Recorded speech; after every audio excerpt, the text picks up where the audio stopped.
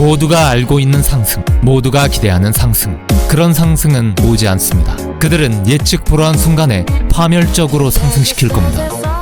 안녕하세요, 코인 사무라이입니다. 현재 비트코인은 64,300달러에 거래되고 있고, 일전 말씀드린 노란색 채널의 이 하단을 이탈하고 있는 상황입니다. 채널 하단에서 트랩이 나오고 다시 올라갈 수도 있지만 적어도 63,700달러를 4시간봉 이탈 마감하는지를 기준으로 보고 대응해야 할 듯합니다. 제가 보는 비트코인 전고점 돌파를 위한 최소한의 지지 라인은 67,700달러입니다. 해당 구간 일봉 이탈 마감 시 저는 손절로 대응할 겁니다. 한편 오늘 새벽 3시 연준에서는 금리 동결을 발표했습니다. 시장은 이번 달 금리 동결을 유력하게 보고 있었습니다. 또 파월은 연설에서 데이터 지표를 확인하며 9월 금리 인하를 검토하고 있다고 말해 시장에 다시금 금리 인하에 대한 기대감을 심어줬습니다. 일각에서는 9월 0.5%포인트 빅스텝을 예상하기도 했었는데요. 개인적인 생각으로 0.5% 빅스텝 금리 인하가 이루어지는 건 반대로 말해 그렇게 급격한 금리 인하를 하지 않으면 안 될 정도로 고용시장이 위급한 상태라는 반증이라 보는데요. 시장이 단기간엔 급등해도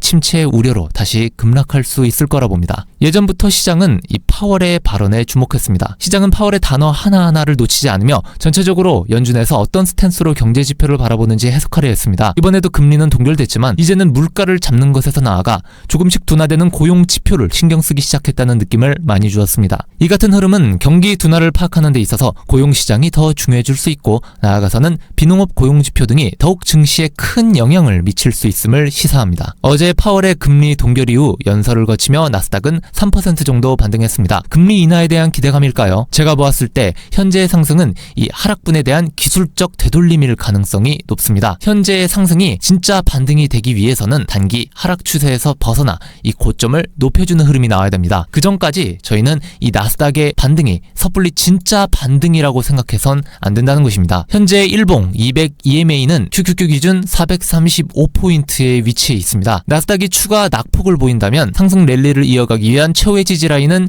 QQQ 기준 435포인트 지점, 일봉상 노란색 200일 EMA가 위치한 지점입니다. 이곳을 일봉상 이탈해서 마감 시 나스닥은 낙폭을 더욱 확대할 수 있습니다. 만약 현재 구간에서 지속적 반등이 나온다면 고점으로부터 하락분을 기준으로 피보나치를 보았을 때 0.5와 618 구간이 매우 중요한 정이 될 겁니다. 해당 구간은 차트상 보이는 고점 기준 왼쪽 어깨의 저항 라인과 겹치는 구간이고, 해당 구간에서 저점을 낮추지 않고 지지받는 흐름이 보인다면 고점을 도전할 것이고, 아니라면 고점 기준 오른쪽 어깨를 만들며 다시 이 저가를 위협하는 흐름을 보일 겁니다. 저는 일전 영상에서 나스닥을 분석하는데 일본의 엔달러 차트를 주목해야 한다 말씀드렸습니다. 왼쪽 사진은 엔달러 일봉 차트로 23년 초부터의 상승 흐름이 나스닥과 매우 유사합니다. 중간에 보시면 나스닥은 21년 전고점을 돌파하는 데 반해 엔달러 차트는 고가를 넘기지 못했지만 결국 나스닥이 추가 상승폭을 보여주는 가운데 엔달러 차트도 전고점을 넘기는 흐름이 나왔습니다. 이렇듯 엔달러 차트와 나스닥의 선행된 움직임을 서로 비교해 그 후행적인 움직임도 예측해 볼 수 있는 겁니다. 현재 BOJ의 금리 인상으로 엔달러가 강세로 돌아서려 하고 있고 2년간 지지받은 추세를 테스트 중입니다. 빠른 시일 내 해당 노란 추세 라인을 돌파당하고 엔달러의 추가 강세를 예상하고 있으며 증시에도 하방 압력으로 작용할 가능성이 높습니다. 현재 나스닥 차트의 거래량도 주목해서 보시면 과거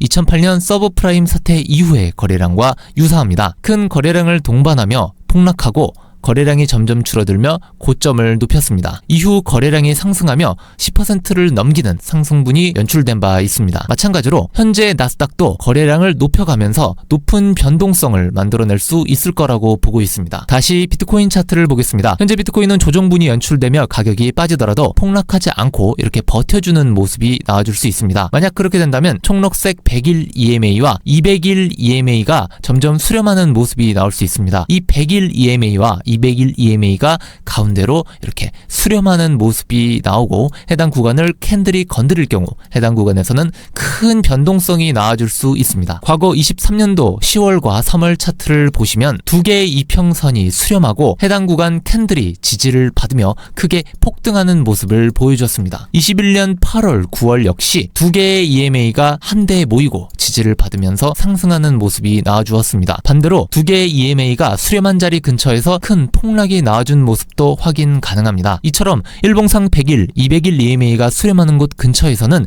비트코인의 큰 움직임이 나와준 적이 많습니다. 따라서 현재 급격한 하락 상승이 나와주지 않고 옆으로 차트를 밀어내면서 이렇게 변동성을 줄여나갈 경우 이 두 개의 EMA가 수렴하며 아까 보신 모습처럼 큰 변동성이 나와주는 시나리오도 저희가 생각해 볼 수 있는 겁니다. 지금 보시는 차트는 빅스 차트입니다. 나스닥의 미래를 보는데 빅스 지수, 이 공포 지수를 활용할 수 있는데 증시의 변동성이 높아질수록 이 빅스 지수도 급격하게 상승하게 됩니다. 지금은 증시가 하락하는 동안 빅스 지수가 많이 상승했고 조금 하락하고 있는 모습입니다. 과거 빅스 지수 차트를 보시면 어느 정도 상승분을 보여준 뒤 다시 크게 하락하면서 증시는 반등을 이어나갔습니다. 따라서 현재도 단기 고점을 만든 뒤 빅스 지수가 하락하여 다시 반등할 여지가 있는 겁니다. 다만 저희가 조심해야 하는 건 일봉으로 보았을 때 빅스 지수가 수렴하고 있다는 겁니다. 현재 3년의 시간 동안 빅스 지수는 고점을 낮추면서 수렴의 형태를 만들고 있고 역사적으로 빅스 지수는 고점을 낮추다가 어느 시점에 이 해당 추세를 뚫고 급등하면서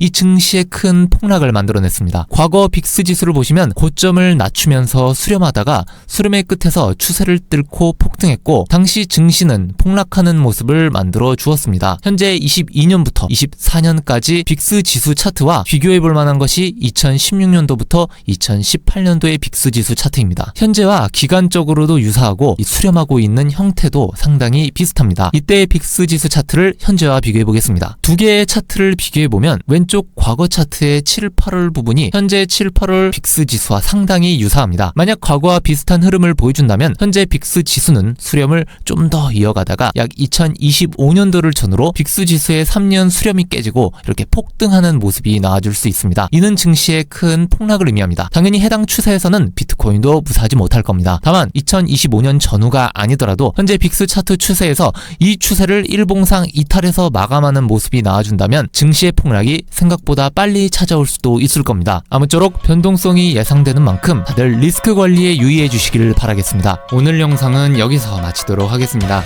좋아요와 구독은 제 채널에 큰 힘이 됩니다. 다음 영상에서 뵙겠습니다. 감사합니다.